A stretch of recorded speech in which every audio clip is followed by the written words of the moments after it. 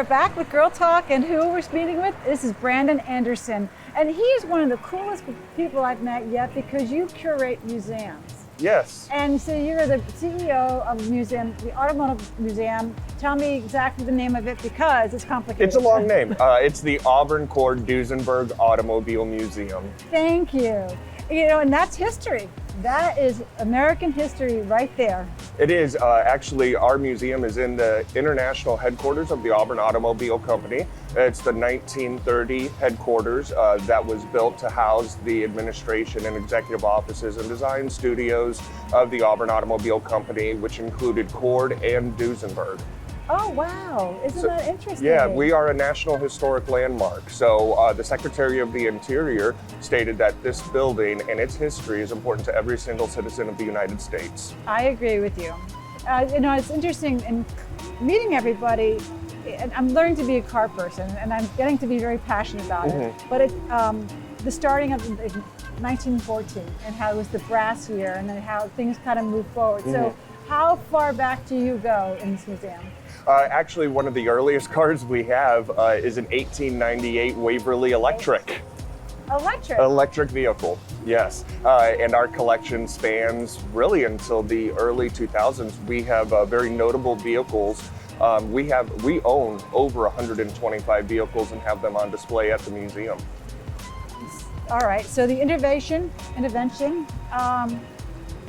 tell us what makes it so special. I mean, I'm listening, but I want to know more. Sure. I mean, I could go on for days about it. So when you walk into the building, you are walking into pure American history. We don't recreate the history there because when you come in, you're walking into the 12,000 square foot Art Deco showroom with 20-foot ceilings, 6-foot tall chandelier, 6-foot tall Italian chandeliers, terrazzo floors, decorative moldings. This was meant to inspire and awe individuals and appreciate the beauty of the vehicles. So we have pretty pure to Auburn, Cord, and Duesenberg in the showroom. But as you go through our 120,000 square foot museum, you'll see 13 different automotive related galleries that focus on art, architecture, design, engineering, technology, mathematics, aerodynamics. So we really have something for everybody. You don't need to be a car guy or car gal to appreciate the museum. Honestly, I love looking at our TripAdvisor reviews, and people are blown away by what they see at the museum. Oh, I can just imagine. So tell me, what do we have here? Did you bring some cars? We have 2 cars here. So since this year is celebrating the history of Stutz and having the Stutz motor class, we have one of our Stutz on display. And then tell us what Stutz means. Stutz was a vehicle manufacturer in Indianapolis, so it represents the Indiana history. We have, I think, approximately 30 Stutz vehicles here in partnership with the Stutz Club. Is it pre-war? It is pre-war, that's pre-war? correct. Okay. Actually, they closed around wartime, World War II. So it's like 1914 to 1940?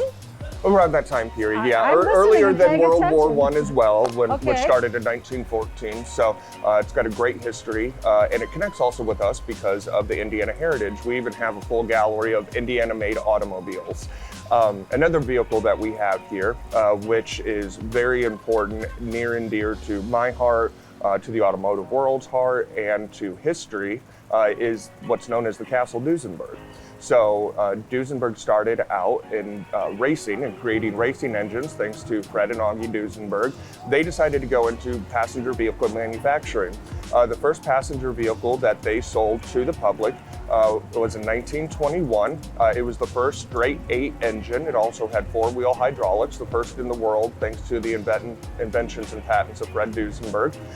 That vehicle was sold to an individual by the name of Samuel Northrop Castle out of Hawaii, who was with the company Cook and Castle, and he was a plantation owner, and he was in sugar companies, and then later on fruit, and later on a connection with Dole. Mr. Castle ordered the vehicle. It arrived to him in 1921, and the Castle family owned it for 99 years until it was donated to the Auburn Duesenberg Automobile Museum. So is that car here? That car is here. Oh, wow. We were actually on the driving tour yesterday with the Hilton Head driving tour for the Concours. So it was great. We were out celebrating the history. Another great thing, I talk about it being the Castle Duesenberg because of the Castle family. It's also known as Straight 8, later known as Model A Duesenberg, first one in the world. And Mrs. Castle is here with us.